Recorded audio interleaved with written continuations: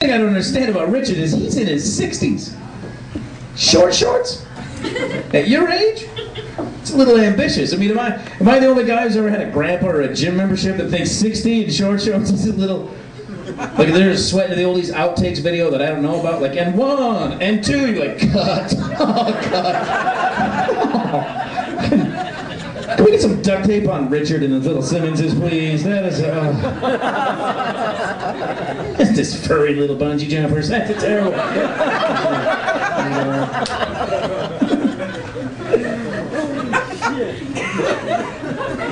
And I shouldn't even make fun of the proctologist ladies, because I don't know if you know this, that's the most terrifying thing in a man's world. It is. I know guys who went to combat easier than they went to the proctologist for their checkup. And it's so funny, guys will complain about it, and some guys get really amped up, and it makes it hard, so they have to give them, like, you know, Xanax or Zoloft or whatever to try to take the anxiety down. And guys, you know, and I just thought, any man who complains to a woman, especially one who's ever had a child, about how invasive the whole procedure is, she should be allowed to legally stab him in the neck.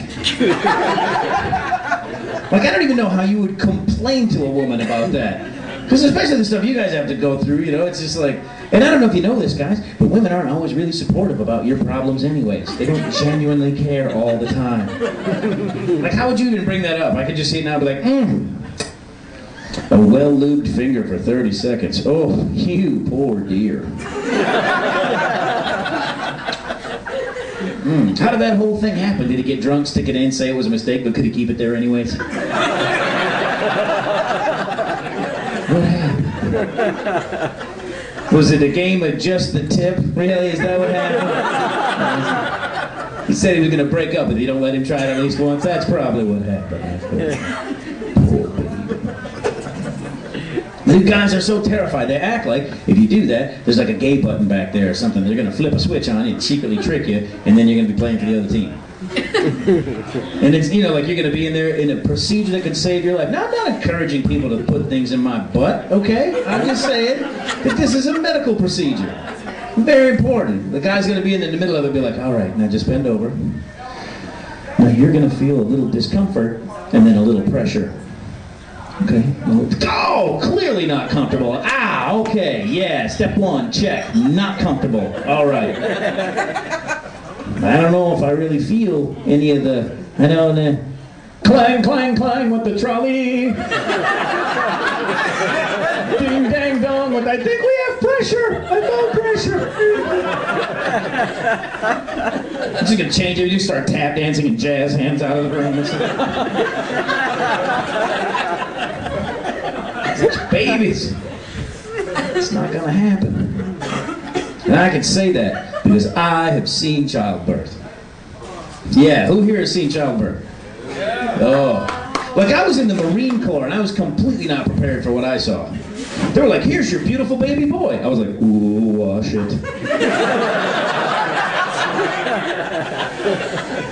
Don't you want to hold him? No, I don't. Is he even done? He doesn't look done. He doesn't look like the baby in the picture in the hallway. Who'd you get to take that picture? The same guy who takes pictures of the Big Mac? Because that does not look like the picture. This is a big bonding moment. No, he's not going to remember this at all. No, you can take him away and scrape that off. Put him into those heat lamps. I don't know. That comes off, right? Oh, God. And you do, and they take that kid away. Oh, before that, how many guys here have ever had to cut the cord? You ever do that? Oh, guys who cut the cord, because when you go in, you think it's cool. You're like, we think it's like ceremonial, like there's a new aisle at the grocery store, or the first pitch of a baseball game. But guys who have done it will tell you it's not that way.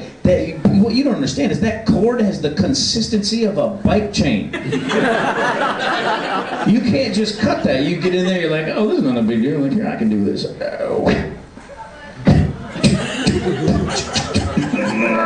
Are these lefty scissors? What is going on? Everybody's just waiting on you like... Finally, you saw through that thing and they take the kid away for the heat lamps or whatever. And you think you're all done. You're like, oh man, I can't believe it. That's so intense. I can't. And then you hear him say, now it's time to deliver the placenta. And I'm like, oh, placenta. I didn't know this delivery was catered. I love Italian food. Yeah. That was awesome. A beer with that? I love that. That'd be great. Extra garlic on my placenta. Yeah, don't say that. Because she looks at me and she's like, no, that's where your baby's been living. And I was like, what? And they pulled on the other half of that cord and pressed down on the belly like the Play-Doh Fun Factory, and out came this purple, awful, horrible, limbless, just slimy thing. And there's a guy whose only job is to catch it in the dish, sitting right there, waiting on it, and he fucked it up. And he's sitting there, and it hits the edge of the rim, and it falls off onto the floor, and I lost it. I was like, did the Red Wings just score in overtime? What the hell just happened here? It was awful. I was waiting for Sigourney Weaver to come by and kill it with a flamethrower. Yeah. Oh, and it doesn't get any easier the older they get either. Where are the parents at? The parents? Oh, the drinkers. Oh, how did that happen? Funny how that works. Here's a funny story. My name is Russ Brown, and I had a son, and I named him James. I did. It's my little joke to him for the rest of his life. Like, if you do it, nah. That's it. I changed that till he's 18. That's pretty good. But I think when you have kids, they do a lot of different things. And I had a boy first, and I think any parent here will tell you that you should definitely have boys first when you have children. Otherwise, you probably won't have any other children. Because little boys are rational, they're logical. If a boy is acting up in public, you can get to do that cool dad thing. He's like 4 or 5. You get to lean into his ear and be like, if you do that again,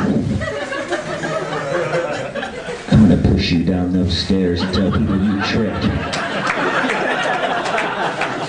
And a little boy will straighten right up like, oh, Daddy is mad.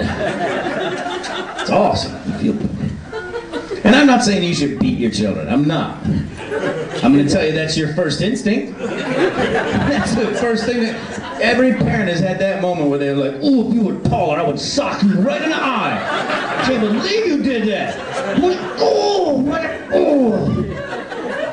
try that stuff and do you. I did, and I grew up in a time when you were allowed to beat your kids. My dad, although my dad never beat us, he never really had to. He's a lot more creative. Like, perfect example, like when we would go somewhere, my dad had one of those big Ford conversion vans with a bed in the back and a sink. You know what I'm talking about? And he just lay in there, no car seats, no nothing, just rolling. If we were acting up, my dad wouldn't pull over and beat us. He would just drill the brakes. He'd give about 2 warning, hey, and then all of a sudden, and you'd go flying to the back of that captain's chair, right in the, and then you kind of swerve into the side. He'd hit the gas, pink, right off the sink. There I'd be, asleep till grayling. You wake up, it was like time travel. Like, what the hell happened? Fudge, when did we stop at Frankenmuth? Oh, that's awesome.